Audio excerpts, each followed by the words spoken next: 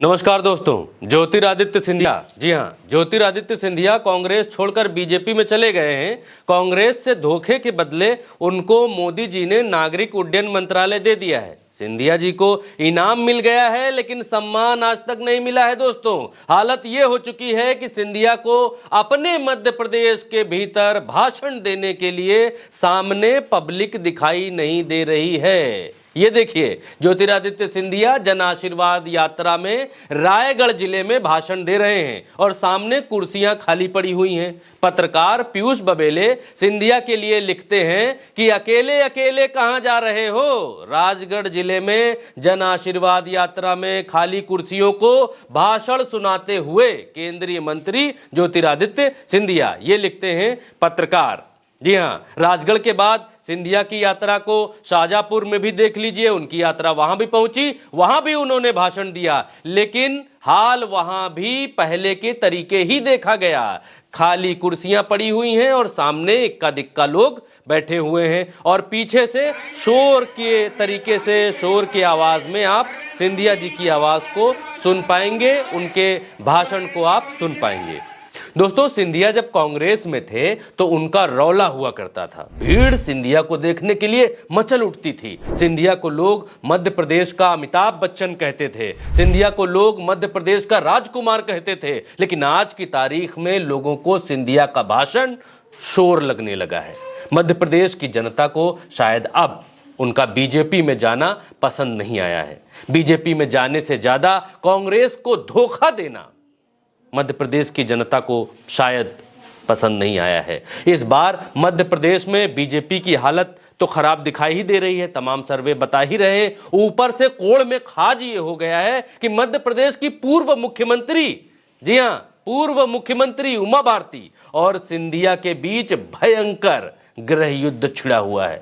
मध्य प्रदेश में कांग्रेस से आए हुए नेता को बीजेपी के जो मठाधीश नेता पहले से मध्य प्रदेश में बैठे हुए हैं, वो सिंधिया को बिल्कुल भी पसंद नहीं कर रही है। पब्लिक की बात तो दूसरी हो गई, लेकिन मध्य प्रदेश में भारतीय जनता पार्टी के मठाधीश नेता भी सिंधिया को बिल्कुल भी गले से नीचे नहीं निकलने दे रहे हैं, गले से नीचे नहीं घूट रहे हैं। दोस्तों, आपको जानकर यह हैरानी होगी कि मध्य प्रदेश की जो फायर ब्रांड नेता हैं उमा भारती को कौन नहीं जानता है। उनको जन आशीर्वाद यात्रा में बुलाया ही नहीं गया है। उमा भारती ने इसके लिए सिंधिया को ललकार दिया है। मध्य प्रदेश में बीजेपी गृह युद्ध के बीच में फंसी हुई है और मामा दूर से टिप टिप देख रहे हैं कि अजी ये हो क्या रहा है।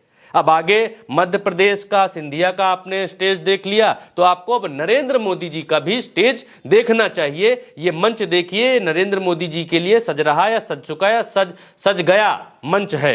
इस मंच पर बीजेपी नेता ही, यानी बीजेपी के जो अपने नेता हैं, बीजेपी के लिए काम करने वाले हैं, बीजेपी के कामों को अंजाम तक पहुंचाने वाले हैं, वो खुद मंच पर एक दूसरी तरफ से आते हैं और कुर्सियां खाली होने का जिक्र करते हुए जाते हैं। उनकी थोड़ी सी आवाज माइक में कैद हो गई है, माइक में रिकॉर्ड हो गई है। पत्रकार पीयूष लिखते हैं कि मामा ने सरकार और पार्टी का पैसा खर्च करके भीड़ जुटाने की तो बहुत कोशिश कर डाली, लेकिन बीना में प्रधानमंत्री मोदी के कार्यक्रम में कुर्सियां खाली रह गईं।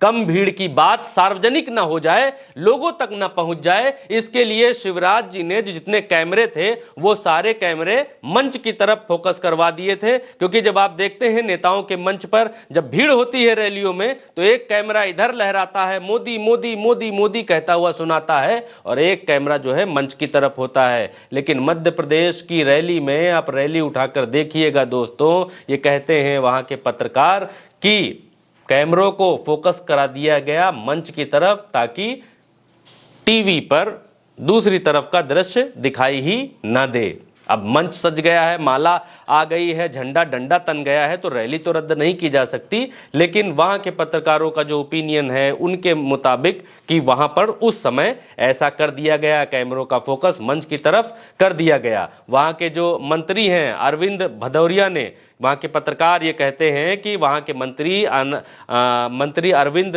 भदौरिया ने अंततः सत्य बोल ही दिया और माइक से स्वीकार कर लिया कि सब खाली पड़ा है।